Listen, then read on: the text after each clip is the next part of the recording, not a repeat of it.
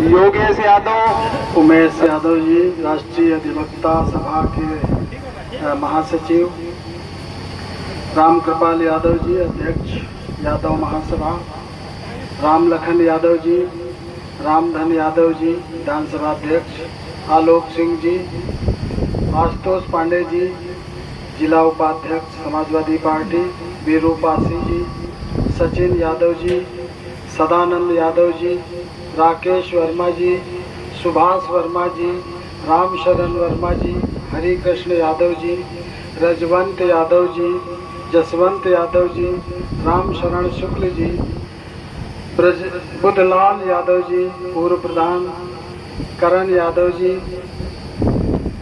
साथियों, अभी बहुत से वक्ताओं ने अपने विचार रखे।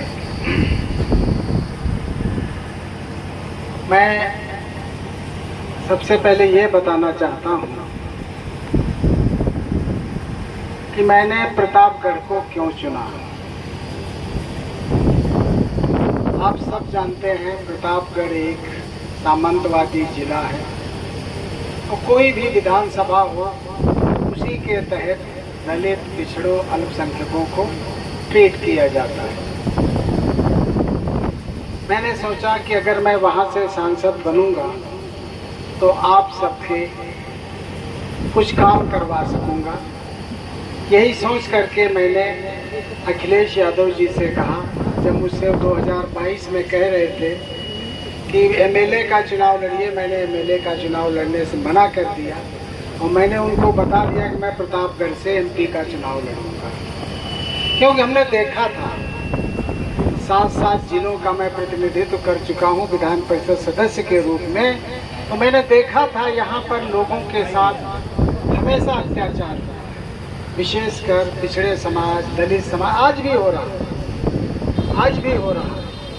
और हमारी सरकार न होने के कारण उनका जो है हम लोगों की इतनी सुनवाई भी नहीं हो रही। हम लोग कहते हैं, अधिकारियों से कहते हैं, फिर भी जो है वो रिस्पांस नहीं मिलता है जो मिलना चाहिए। लेकिन फिर भी अपने प्रयास से हम काफ़ी कुछ लोगों की आंसू पोंछने काम कर रहे हैं और वो मैं करता रहूँगा। और इसी उद्देश्य को पूरा करने के लिए मैंने ये प्रतापगढ़ को चुना था।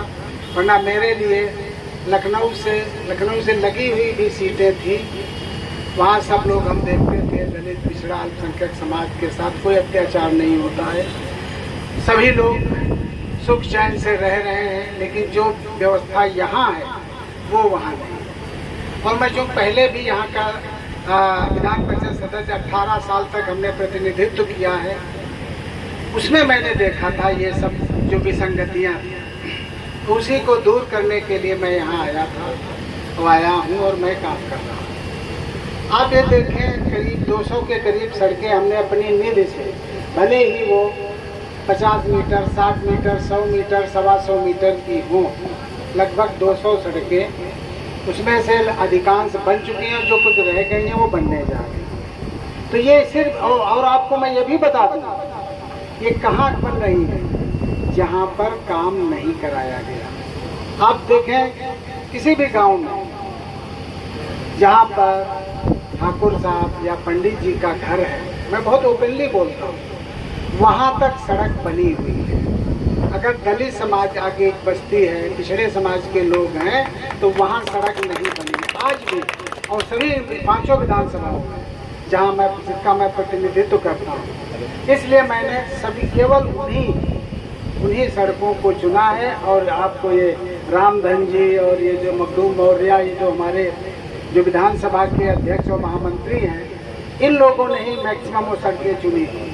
तो हम सब लोग मिलकर के आप लोगों के लिए काम कर रहे हैं। शकल दिखाना जरूरी नहीं होता।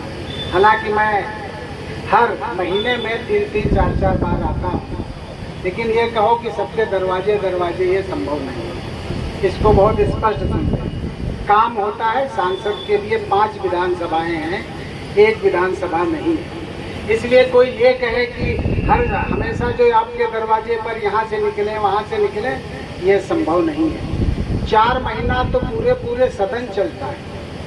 हर महीने में 2 दिन वहाँ पर जो है कमेटी की बैठकें होती हैं दिल्ली में, दिल्ली की मैं बात कर रहा हूँ। तो कितना समय, 6 महीना तो दिल्ली में ही निकल जाता है। इसके अलावा वहाँ मैं कार्यालय पर आता हूँ, लोग आते हैं, अपनी समस्याएं लाते हैं, उसी से तो इतना ये हुआ है।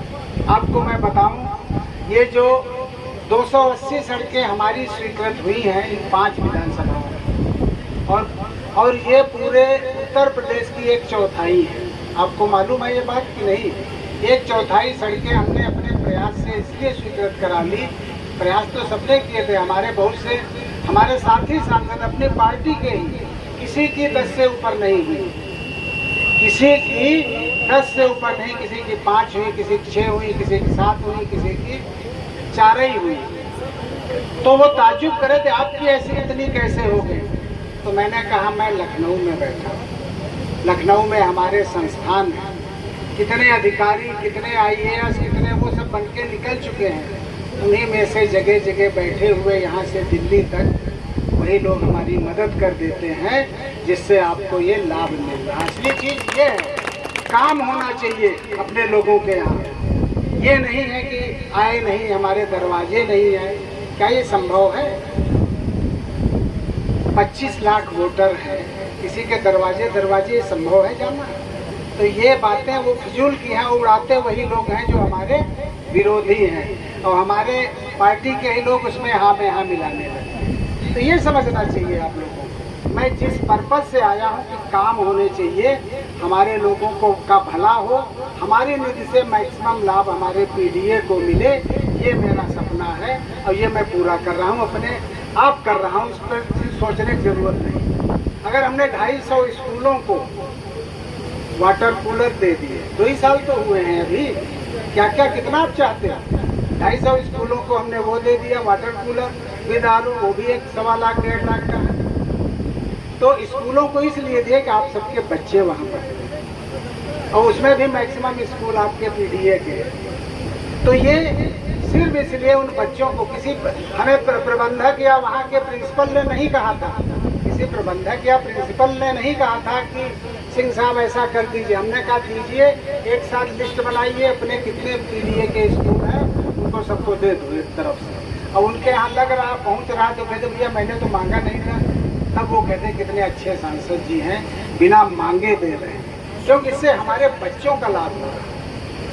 वहाँ के पढ़ाने वाले टीचर्स को, उसमें सभी कम्युनिटी के हैं बच्चे, हर जाति के हैं। हम यहाँ ये थोड़ी सोचते हैं, लेकिन हमने दिया। योगेश यादव, रजवंत लाल यादव, संजीव यादव, राहुल यादव मोनू, भीम यादव, राकेश वर्मा, सुभाष वर्मा जी आप भी चले आए, भीम यादव जी आप भी चले आए भैया, राकेश सुभाष को भेजिए, शिवमूर्ति यादव जी, सुखदेव यादव जी आप भी, सुरेंद्र यादव जी,